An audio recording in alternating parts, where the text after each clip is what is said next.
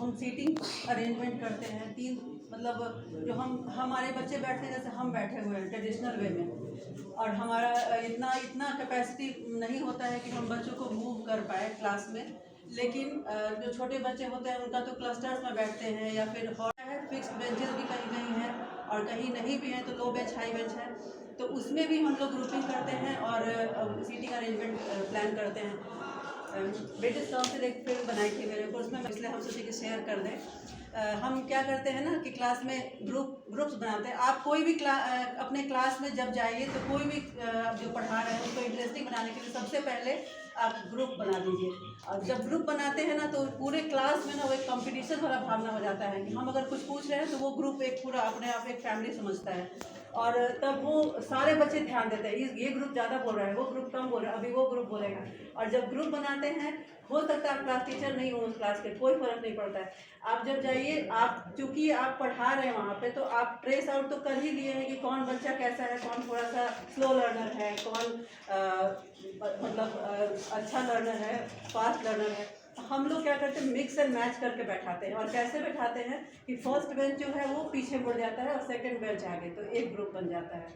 और फिर उसके बाद इसी तरह से थर्ड एंड फोर्थ आमने सामने बैठते हैं। सवाल आपका होगा कि कहीं पीठ हो गया ब्लैक बोर्ड, तो डोंट वरी अबाउट दैट। आप जितना बोर्ड को बच्चे घूम के देखना ज़्यादा पसंद करते हैं, उनको मजा आता है, मैम हम लोग घूमेंगे पीछे। और आप जितना जब अगर सिर्फ बोर्ड का काम कर रहे हैं तब उनको फिर टर्न करा दीजिए, और नहीं तो वैसे आमने सामने बैठते हैं उनको अगर कुछ अलग बैठे हैं, कभी इस बेंच को वहाँ बैठा दीजिए, उस तरफ ये 2 बेंच को ऐसे करके पूरा शफल करके हम लोग बैठाते हैं। और जो इंक्लूसिव क्लास बनाने के लिए आप ध्यान दीजिए कि जो ग्रुप है, मान लीजिए कि 4 बच्चे 8 बच्चे हैं, तो एक स्लो लर्नर उसमें है, एक फास्ट लर्नर है, फिर एक मीडियम है। और इस तरह से जब मिला के बैठाएंगे तो क्या होता है ना, बच्चे टीचर से सीखने में या पूछने में हेजिटेट करते हैं, लेकिन बच्चे अपने पीयर ग्रुप से लर्न करना ज़्यादा पसंद करते हैं।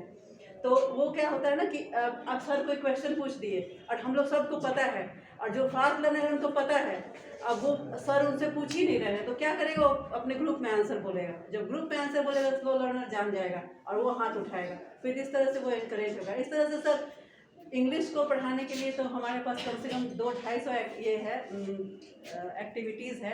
LSRW सारे जो हमारा स्किल्स है उसको डेवलप करने के लिए, मतलब LSRW listening, reading, writing, speaking, तो इस सब के लिए हर एक एक्टिविटी मतलब एक्टिविटीज़ है जिसको हम लोग इनकलकेट करते हैं क्लासेस में।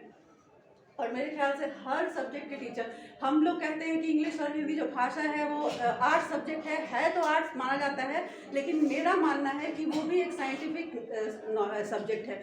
हर दिन एक नया ये हो रहा है, डिस्कवरी हो रहा है, या फिर अब देखिए ऑक्सफोर्ड में ही अभी जल्दी में एक वर्ड आया, लास्ट वीक बायोरॉड ऐड हुआ है। तो इस तरह से टीचर्स को ना एकदम जागरूक होना पड़ेगा और एकदम with the word they have to go.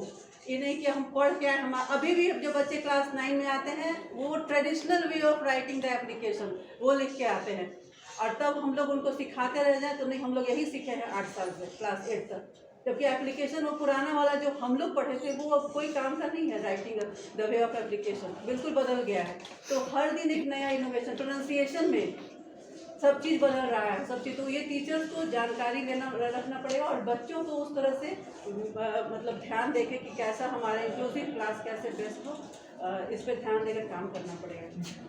Thank you.